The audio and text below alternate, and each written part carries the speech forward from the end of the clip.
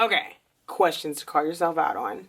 It is 1,000,000 degrees in here, but we're gonna push through this because I'm not having the air in the background. I'm not doing it. See, this is the sacrifice that I make. I'm annoying.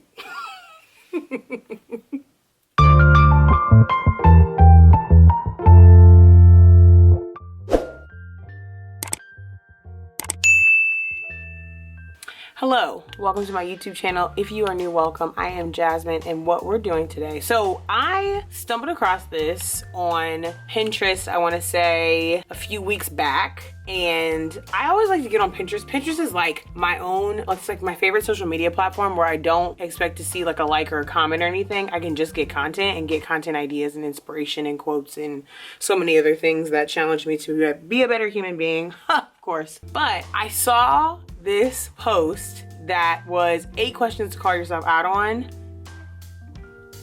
Yo, shook me to the core. I'm pretty sure I was like half asleep and I was like, shook. Okay, so I put a post up on Instagram that had the questions on it, and then I did a poll to see if folks wanted to see a video, and so now here we are. So I want to clarify and say that I am not a therapist or whatever. I have been in therapy for the last few years, so thank Jesus and my therapist for continuing to hold me down. However, I did want to unpack these questions and thoughts out loud. Looking forward to, and I'm curious to your thoughts as well. So go ahead, like, subscribe, share, join the family and all of that, and we're gonna get into it. All of these questions are just things to make us more self-aware, things to make us more alert, things to make us more blunt with ourselves. Okay, questions to call yourself out on. Number 1, is that really how it went or just how you remember it? Now, I'm guilty of, for me, when I think of like certain situations that frustrate me or things and challenges and events and moments that make me go, I'm annoyed. Is it because of certain undealt with like sentiments that I have that have tainted the way that I viewed that particular situation, or is that really how I remember it in general? So just being willing to have that tough conversation with myself and really go, now sis,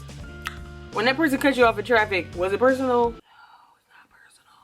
They trying to get somewhere, like, just think about how, like, how did it actually happen? Again, this is giving 3 sides to the same story, their side, your side, and the truth. Like, just thinking about the realities of what actually took place and what actually matters. When you think about that, really, I think it's like, just be honest, keep it a buck, don't perp, just keep it real. Great. Number 2, how are your insecurities affecting the way you're viewing the situation? Now, I am guilty of doing this. I am guilty of getting offended. I am guilty of feeling some type of way. I am guilty of my eyes having my little insecurity glasses on, child. Certain situations that challenge my rejection, that challenge my insecurity of how I feel about myself, challenge comparison, challenge my perfectionism that I work through, that challenge my extremism. I mean, there's so many things that I really have to go, okay, hold on. And even like a self-awareness. So I'm trying to think of an example, which if I was a real one, I would have prepared something before I got on camera, but here we are. Yeah. I mean, this is huge. First of all, you gotta know what your insecurities are to even know how to acknowledge them. So certain things that continue to come up. Again, when I think about making decisions, am I gonna be rejected? Is somebody gonna be upset when I make a certain decision? Or if someone makes a decision about me, is it like, oh, is that how they feel about me? Is it personal? Is it whatever? Thinking through those things and those types of situations are like, man, really, really eye-opening and sobering. And I think that really helps you to be mindful of like removing or being, when you're in a frustrating situation or a frustrating moment, it helps you to be that much more honest with yourself to say, you know what? I do work through jealousy. So am I jealous of the situation? And that's really what it is, and it's really not about me at all?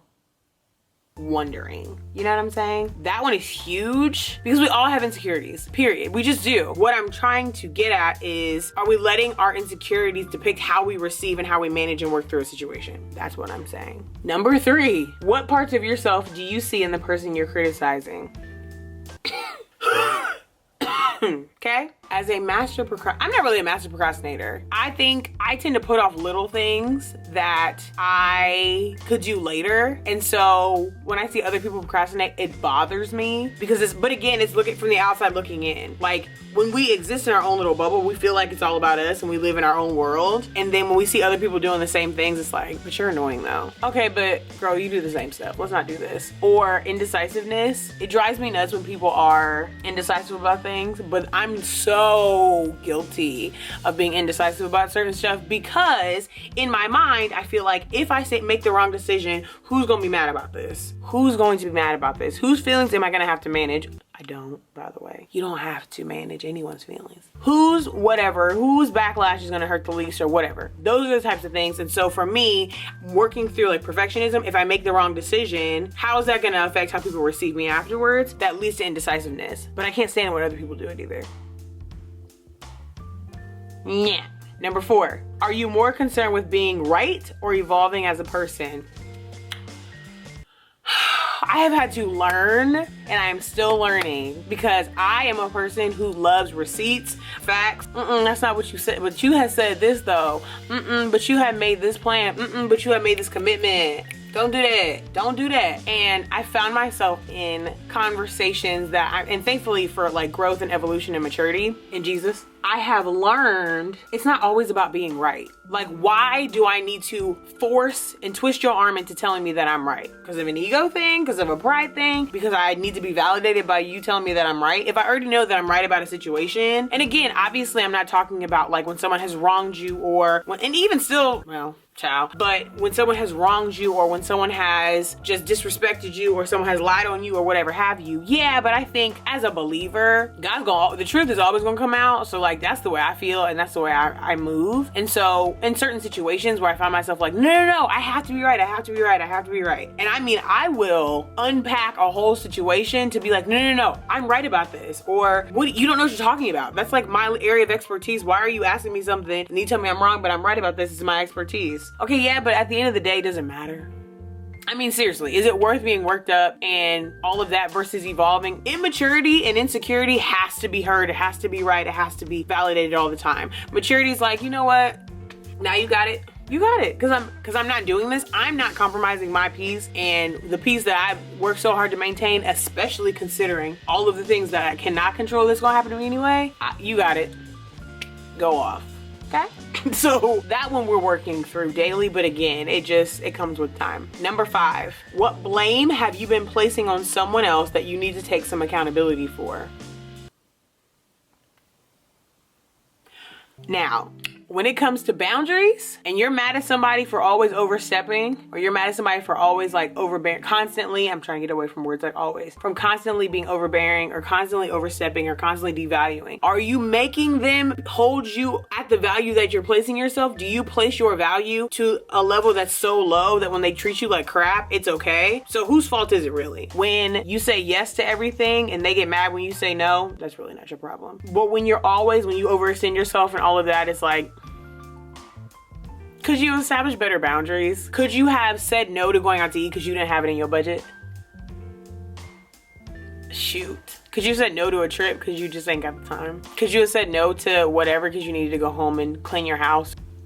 I mean, these are tough questions. These are tough questions and they need to be worked through and they need to be processed through. They need to be managed and they need to be dealt with and acknowledged. And this is not as soon as the video is over, you'll have it all figured out. Absolutely not. I'm gonna turn off the video and all of a sudden I'm gonna think of all of these things or find myself in something tomorrow. I mean, truly, it's like whatever. Am I mad at the person who brought the cake over to my house that I ate it? When I could have said no. And even when they tried to push me and get me to eat it and I said no. Boundaries.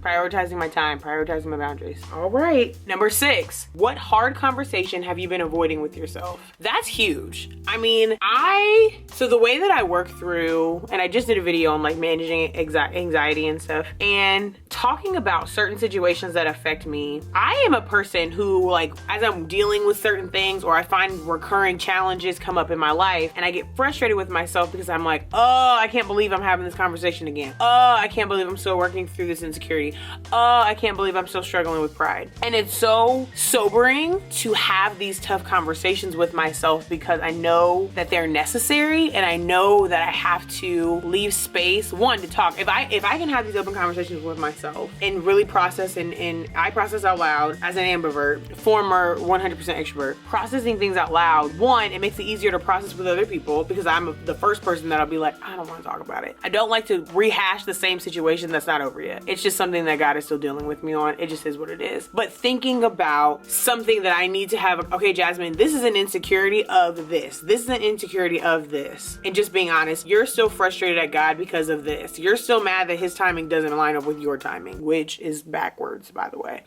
Okay. So those are the types of conversations that need to be had. Put the fork down. Sis, go for a walk. Sis, no, you sit on Instagram for 4 hours a day. I know you're not mad that you're still working late. No, you're toxic to be around because you're not self-aware. You are the toxic friend. Shoot. Like, dang, ouch. But it's necessary. It's necessary. I think self-awareness and being honest, transparent, and having hard conversations with ourselves is part of what's wrong with society today, child. Because there are so many people out here walking around thinking that they have reached the mountaintop and they are at the bottom, have barely left. I mean, it's just tough. But it's also, again, what? Necessary. Number 7, what is your most toxic trait that you can admit to? My most toxic trait is catastrophizing and expecting the worst out of every situation. My habit is a habit of mine to default to. If I can determine the worst case scenario, that means that I can protect myself. I can plan and prepare and be in control and control the outcome of the situation so that I'm not caught off guard. It's toxic because, one, that's unhealthy, literally in my brain and also in general, to expect the worst out of certain situations that I can't control. 2, to be trying to be in control in the first place is a problem because we as believers don't control anything. We as humans don't control anything, but especially we as Christians don't control anything because God is in control because he's sovereign. So when I catastrophize certain things, that then makes it harder for me to process it effectively and productively, and I freak myself out. So that's a very toxic trait that I'm working through. I'm gonna go ahead and give you another one. I can be very extreme. So I can be very 0 or very 100. I sometimes struggle with existing in the gray. There's an area of opportunity for me. But I've made progress, actually. I've made so much progress. Like working out, I either had to work out 7 days a week and like be ridiculous and never give myself grace, or I was just like, why work out at all? It's pointless. I've actually gotten better at that, so I'm not gonna actually qualify that. But the catastrophizing thing, I'm guilty. It's just a habit. We're continuing to process through that. See, I got it too. Last, number 8, is your ego getting in the way of your healing? Is your ego getting in the way of your healing? Being full of yourself, being prideful. Oh, that's not my problem. I don't struggle with that. I don't struggle with this. I don't need help with that. I don't need to talk about it. Are you in your own way? We all have an ego of some capacity. I mean, it just is what it is. We all have things that can't tell me nothing, and it gets ugly real quick. But again, acknowledging it, having tough conversations, having, moments to yourself that are necessary matter, and they're important. And honestly, I mean, I'm not doing this so that I can make you feel terrible about yourself. I don't want anyone to watch this video and be like, wow, she's really hard on herself. I think I'm just self-aware. I know how to be hard on myself. I know how to be critical of myself, but I think it's just a matter of being self-aware of generating thought that is productive and unlearning and continuing to challenge the status quo so that you can be better. It's necessary. It's necessary. I think there's always more to be attained. And so in the more that there is to be attained, there is capacity. You have to create capacity to be able to manage the more that exists for you. So I'm just a huge fan of that. I challenge you to take these questions, really think about them. Let me know down in the comments what your thoughts are. If there are any other questions you think that can be added to this conversation that are necessary. I mean, the list goes on and on and on. I hope you guys enjoyed this video. Let me know if you want more videos like this. I'm continuing to unpack and walk through like physical journeys and then emotional and mental journeys and spiritual journeys and one journey with Jesus. Amen. But anyways, my camera is overheating again. So like, subscribe, share. Welcome to the family. We're happy to have you. And I love you guys, and as always, new videos every Friday, so until we meet again, bye.